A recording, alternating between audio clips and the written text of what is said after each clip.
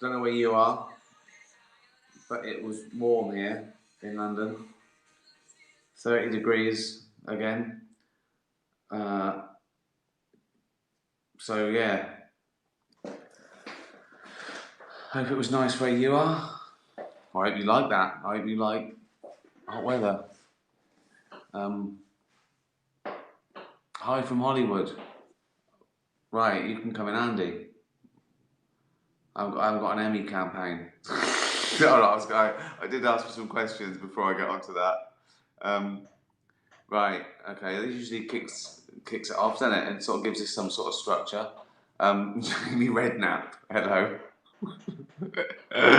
uh, right. Justice for Gabby says, "Who's the funniest person you've worked with?"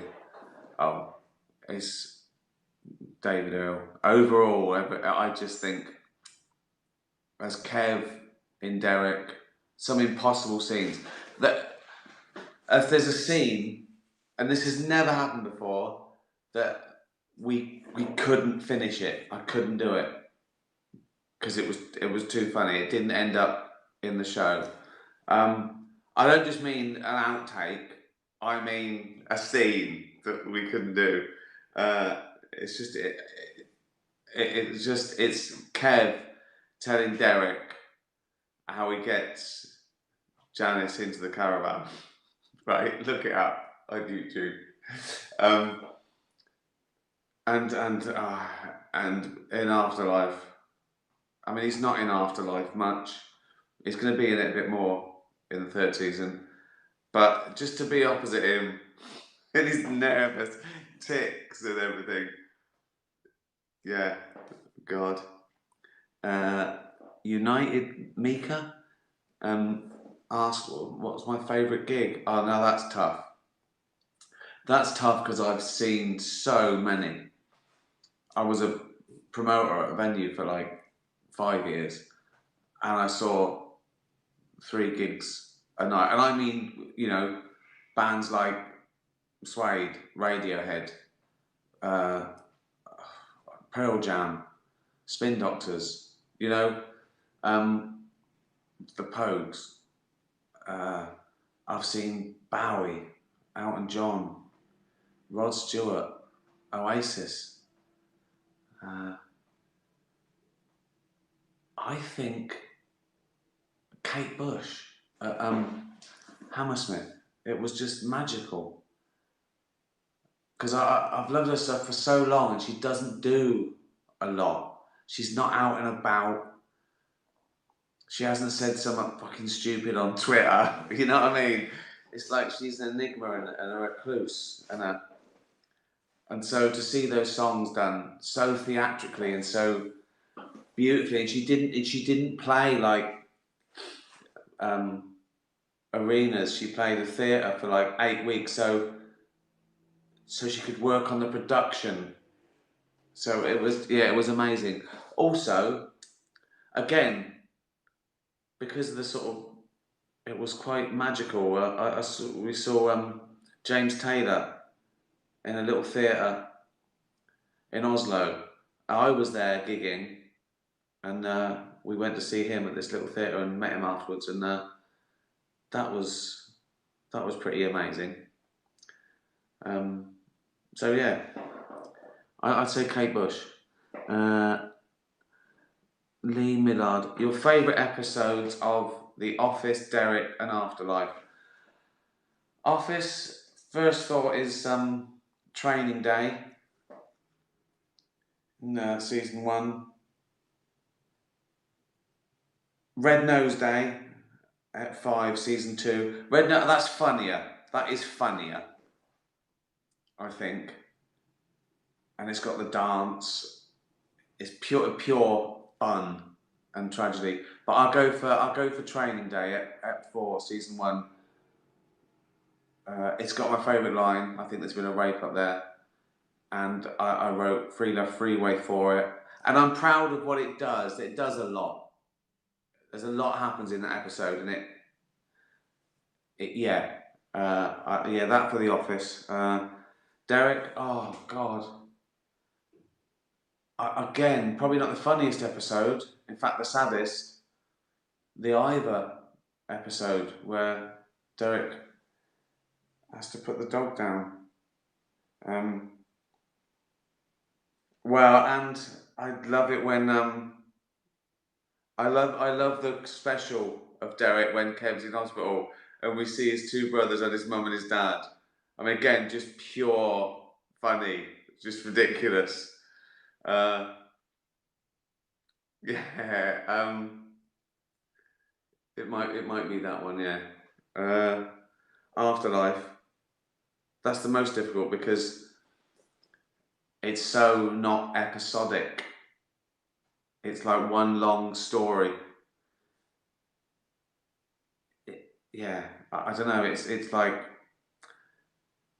I don't know what it's like.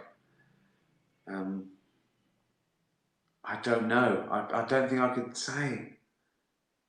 Uh, Although I always like the fives and six of Afterlife. I think it grows each series. I think everything gets better and better. So I'll go for Ep 5, Series 2, with the Amdram performance, and that's got a bit of everything because that's got a lot of tragedy and sadness, and it's got pure funny.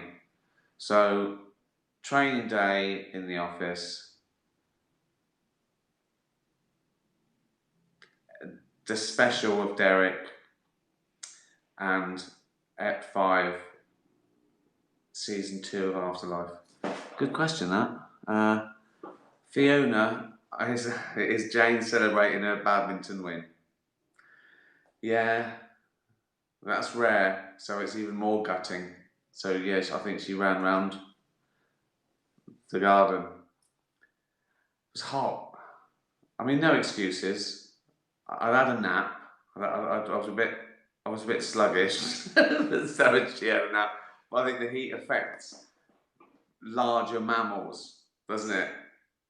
That's why the hippo spends a lot of its time in the water. Not only does it help its buoyancy, but it keeps it cool.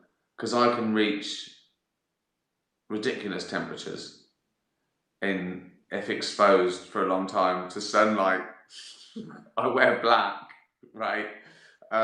So what happens with my biology that I get very yeah, I have to just slow down.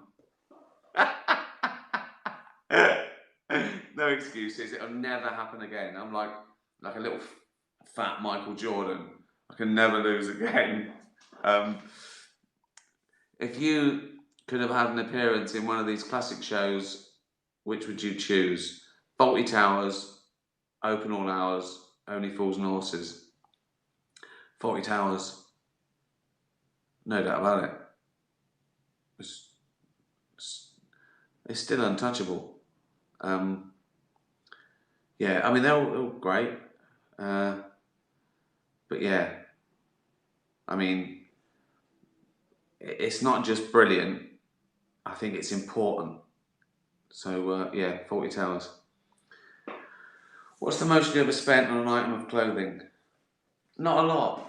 I've got expensive items that that have been given to me or that I've got for hosting the Globes or something. £2,000, £3,000 suits and jackets just sat there.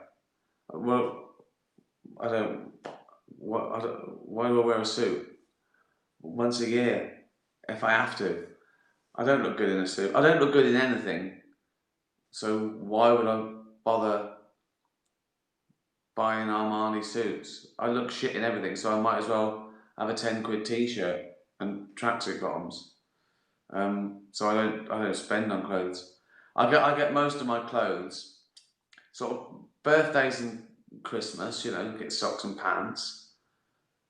When I do a production, I keep a couple of t-shirts after that and shoes and trainers. I buy trainers that are quite good. because I do a lot of running, so I do. But again, I don't know. What are they? 70 quid? See, there's no point. There's no point. The clothes doesn't do anything. I buy clothes that haven't been made in sweatshops, but I don't get it. I don't get it why people spend 300 quid on a t-shirt. I just don't get it. Why? Who cares? It doesn't do anything. If it was a bulletproof t-shirt, that'd be great. I'd like that. Or it did something. Do you know what I mean? It made you run fast. If there were trainers that made me run 40 miles an hour, yeah, I'd spend, I don't know, 100 grand. If it did something, a bat belt where I could shoot up, yeah. A jacket that, a cloak that made you invisible, £1 million. Anything that made me fly, my entire wealth. If there was a helmet, a crash helmet with a propeller, right, that would just take me up, 5 million, £5 million. If it, it has to be guaranteed and last me a long time, but.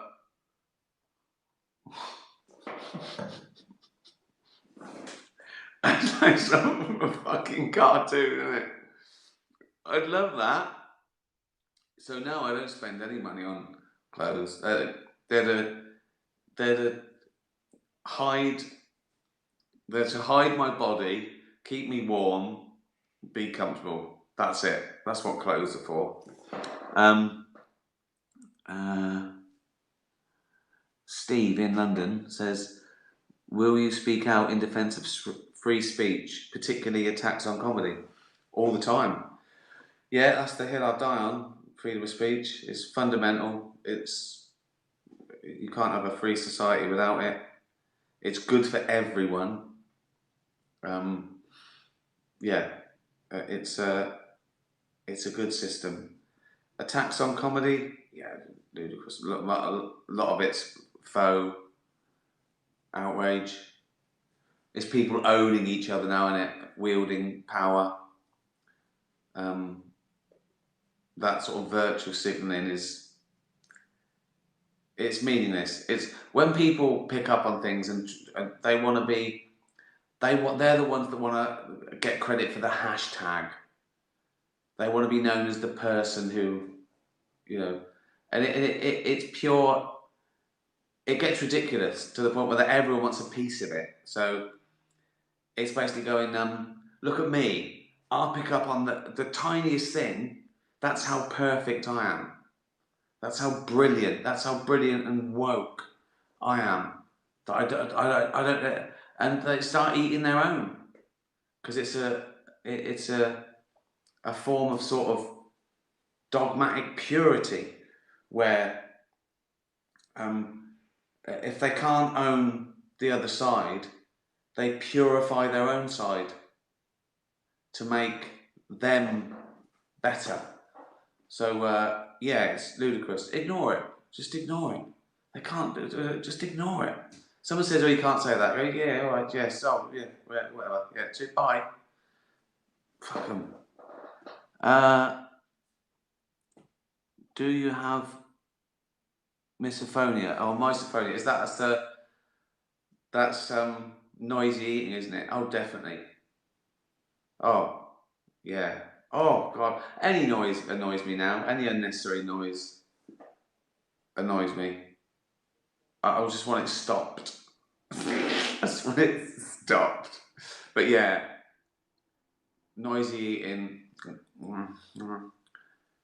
Oh, I got annoyed on the plane once. First class. This woman, right? She sort of got up from her seat and she went to the toilet, and she was just too tired. It was like she was just too. I was thinking, but it was like she was showing off, going, "Look how tired I am." How can that? Oh, Anything annoys me. Someone typing had bangles on.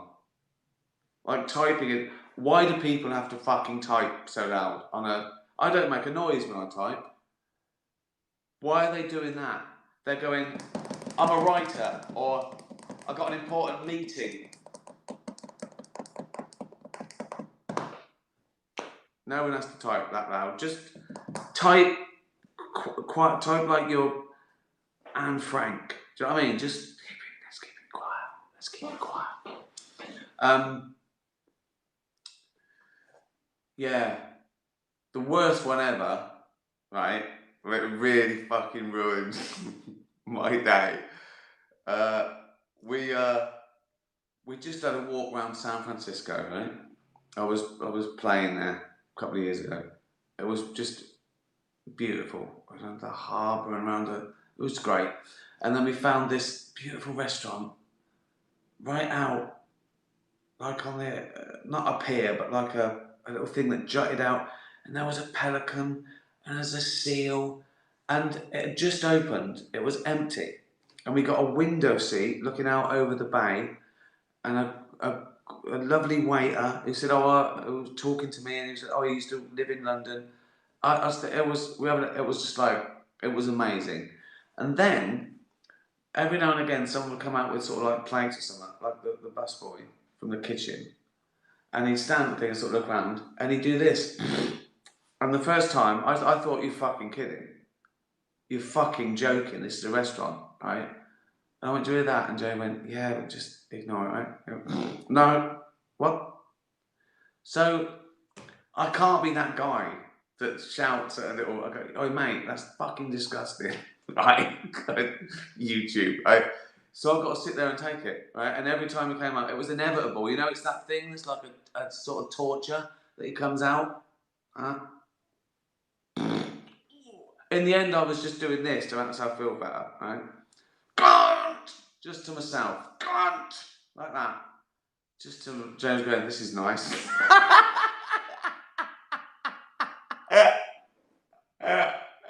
So, yes, I have got, I don't know how to pronounce it, misophonia?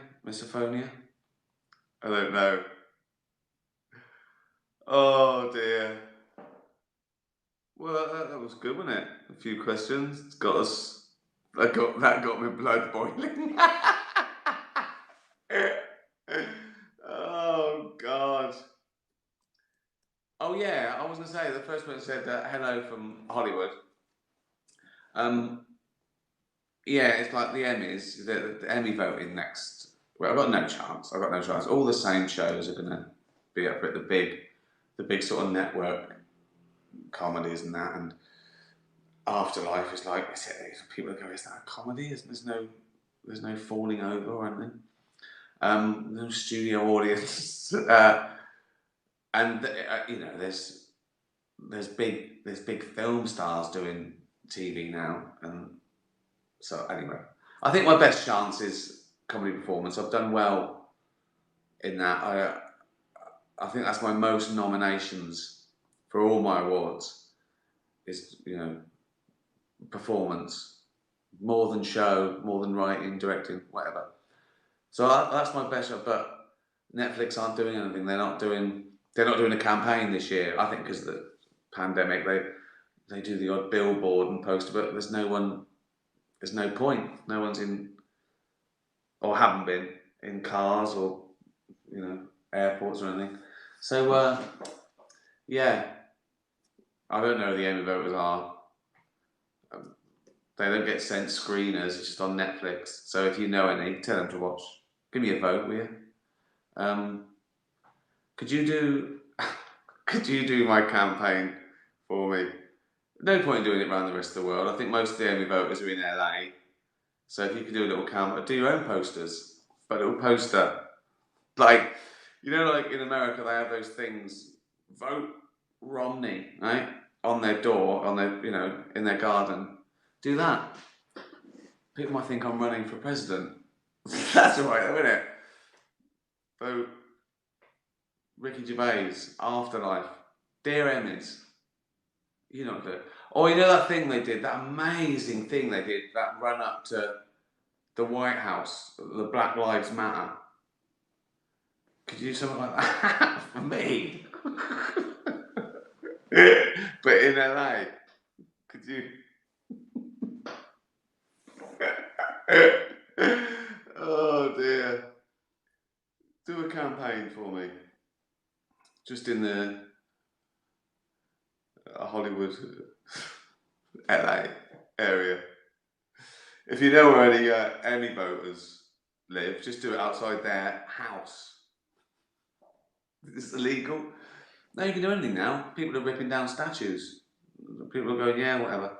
So if you're allowed to rip down statues, you're allowed to put up a little poster, vote Ricky Gervais for me, aren't you?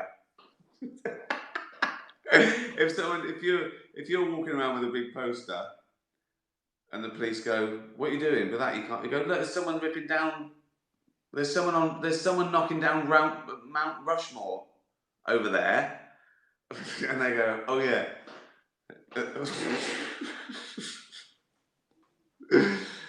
Oh dear, I got no chance, but thanks for trying. Yeah, that was fun. Thank you. Do a couple more of these before the pubs are back up. Right, okay. The pandemic isn't over. Okay, it's still getting worse, and it's going around the world. So when everyone just goes, "Oh, that's it," it's not over, right? It's not over. Why do people? They're just worried about the economy. So go back. Yeah, go on, go out, go in pubs and stuff. It's not over. So when you're out, wear the little mask, keep a safe distance, put your billboards out on your lawn, vote Ricky Gervais. I think it's outstanding. I think it's lead actor in a comedy. Look it up, and you can do your own artwork. Some pictures of me looking fat if you want. They're eye catching. Come on, after all I've fucking done for you, this was free. Cheers. Let's do it again Friday. Tatty bye everyone. Tatty bye.